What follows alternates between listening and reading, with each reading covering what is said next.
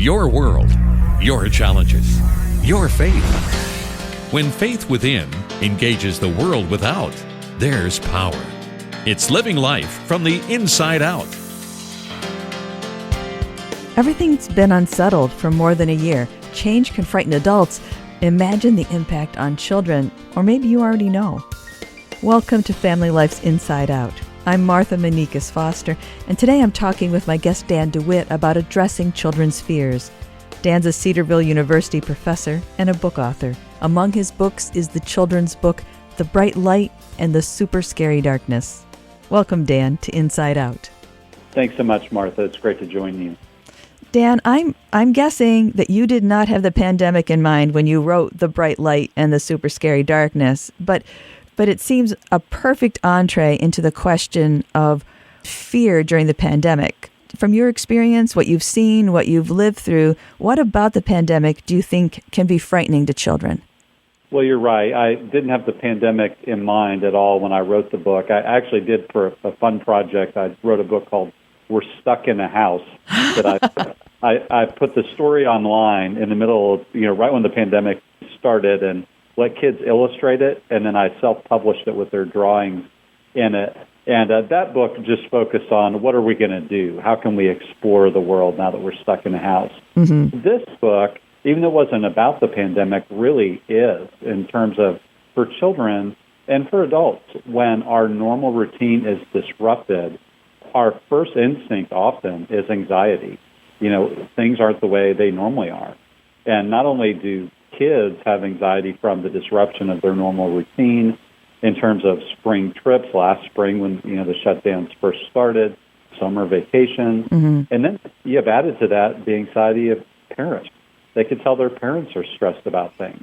The stress that comes from their parents who normally would have these routines of going off to work and going out and about. Now they're working from home and they're trying to, do things like phone interviews while they're with kids, And so kids have their own anxiety, but then I think the anxiety of their parents that they kind of take on is scary to them. And so I think that this book, which reminds us of God's faithfulness and God's power, hopefully has been an encouragement for kids who are stuck at home and struggling with what to do with their anxiety. Mm-hmm. So what are some ways that you have found to describe to children how God overcomes whatever frightens them, the anxiety of change, or if their anxiety is actually about perhaps getting a disease? God is faithful, but what are ways to describe that? Well, I think sometimes as parents we're tempted to try and gloss over our fears and say, everything's going to be okay. Well, sometimes that's not, from an earthly perspective, it's not okay. It could be easy to soothe the kid with something like, "Hey, there's nothing in the closet. There's no boogeyman. There's no monster." Mm. But we all know that long term, we need something more than nothing to get through the challenges of life. And so, what I try to do is say there is real evil in the world, and we expect that because of Genesis 3. I don't go in great detail about all the kinds of evils in the world, but there's, of course, there's moral evil. People do bad things. There's natural evil. There's storms, and there are natural disasters, and then there's disease. So we live in a world that is really scary, and we can't just say, well, there's nothing to be afraid of. And so what I hope to do in this book is to say that there's a God who's bigger than all these things. And it could be that we face real challenges in life, and we will. But the reality is, for me, I think of Psalm 73, where Asaph is troubled because wicked people are prospering.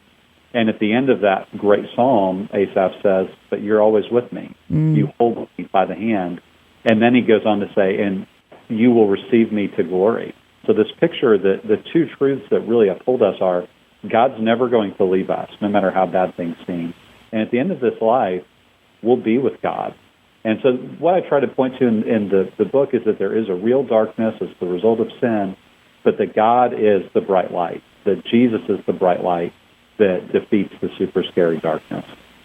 Yes. What's really real is that there's real danger here, but we are really, really loved and we are taken care of. Yeah. Let me reset for those who are just joining us. If you're listening to the Inside Out podcast right now and you've come in, I want you to know that I'm talking today with Dan DeWitt, author of the children's book, The Bright Light and the Super Scary Darkness. Dan, how can parents help their children hold on to this truth that God's good news wins out over anything that scares them? Well, I think I recently saw a mom kind of lamenting on social media that her child had asked her, "Are monsters real?" And this particular mother has written a book about her own faith in God in the midst of being abused in a really bad way as a girl. And so she had to tell her child, there are real monsters in life. And so I think that the way that we help our kids hold on to these truths is that they see in us a persistent trust in the gospel. And at times it will be looking to the gospel for our hope through a veil of tears. But this deep, abiding confidence that God is and that God is for us, that He is there. And as one of my favorite authors, Francis Schaeffer, used to say, He is there and He is not silent. And that changes everything. And so I think that if we look at life through the lens of a world that was created good by God that is now tainted in every way conceivable because of the darkness of sin, but that God will make all things new. And in the new creation, we don't even have need of a son because God's Son is the light of the city. And so I think seeing the life through that grid of the gospel, constantly returning to it, and even as we're coping as adults with our own anxieties and real issues and struggles in life, to let them see us keep coming back to the gospel. And of this gospel, as Paul says, may we never be ashamed. Oh, beautiful words and such truth. Thank you. Thank you, Dan, for writing this book and for joining me here today on Inside Out. Thank you so much, Martha. My pleasure. My guest has been Cedarville University professor and book author Dan DeWitt. Learn more about Dan and his books by going to Dan's blog at theolatte.com. I'm Martha Manikas Foster with Inside Out on Family Life.